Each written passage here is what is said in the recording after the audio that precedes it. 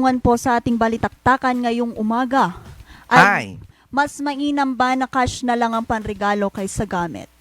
Oh, mas mainam ba na cash na lang ang panregalo mo kaysa sa gamit? Sa tingin mo? Sa akin mas personal opinion naman ito mga ka-MB, Oo, walang tawa, walang totoo. mali. Oo. So kung sa akin, mas nakakagaan or mas ma-appreciate mo pagka yung binigay sa'yo gamit mismo. Gamit. Oo, kasi parang minsan meron kasi yung mga ibang tao na pagka binigyan mo ng pera, minsan offensive. Oo. Minsan ayaw nilang tanggapin kasi parang merong something in return, gano'n. Tama, Pero tama, pagkagamit tama. yung binigay mo, which is pagkaalam mo din naman na magagamit talaga ng taong pinagbigyan mo, ma-appreciate at ma-appreciate. Huwag mo lang bigyan ng bitin na damit.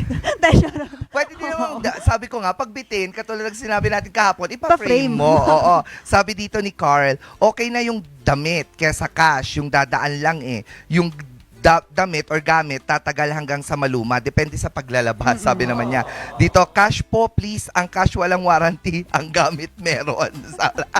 Ako personally, mas bet ko din naman talaga ng gamit na lang sana. I know, kasi syempre, sa mga katulad nating hindi naman LL sa buhay, oo, kung ano yung meron ka, yun yung balutin mo. Pag yung mga hindi na kasyang damit sa'yo, i-box mo na. Pwede yun wag ako, Actually. diba? You can actually give your old clothes naman as gifts as long as nalabhan naman, hindi yung galing sa laundry basket. As long as ano pa naman siya, ready to use pa. Yeah. I mean, pwede pang magamit Oo. ng ibang tao. Mas maganda din kasi nagamit yung ibibigay mo kasi adang iti pagkakitaam nga kunada. True. At dati makitkitam.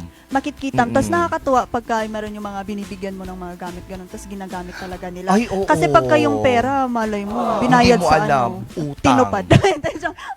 Tupada pala yun. Oo, hindi mo kasi alam kung saan mapupunta yung kunyari, sabihin natin na ang exchange gift natin worth 500 or 1,000. Hindi mo alam kung saan mo binili. O, hindi mo naman pwedeng tanungin yon. Saan mo ginamit yung isang pera? libo? Oo. Kesa yung pag nagkita kayo one time, yan yung binigay ko. Ay, oo, bagay na bagay ko. Di ba? Nakakatuwa. At some point, natuwa kayong dalawa. Diba? True, bumisita ka sa bahay nila, nakita mo yung niregalo mong kutsarang gold, di ba? Ginagamit niya. Tapos yung isang damit na binigay mo kasi hindi na kasha, hindi niya pina-frame, nilagay sa Pinagbali ng Pigad. pigat. Hoy, wag naman. wag Pag hindi na naman. natin hindi na kasha, mabalimot nga alos ko na da among ti alos. Alos. Di alos ko na da yung naglumaan ng iba, pwedeng ipasa ng ipasa. Oo, yan yung pangit kapag bunso ka. I can feel that. Alam mo yung wala kang bagong gamit. Oo, wala kang bagong gamit. Ang laging may bagong gamit, yung panganay. Yung panganay. Wow. Kasi yung sa'yo, pagka, ito hindi na kasha, hindi ko na ito magagamit. bagi mo. Yours. Tapos, pwede bang ako din? Haanta sayang. Sayang. Madakalan Nanonood yung nanay ko lang. ngayon. Siguro sabi niya, mali yata yung pagpapalaki ko sa kanya. Hindi naman, hindi po matter. Oo, Kimi lang yon. Kayo naman. Anyway.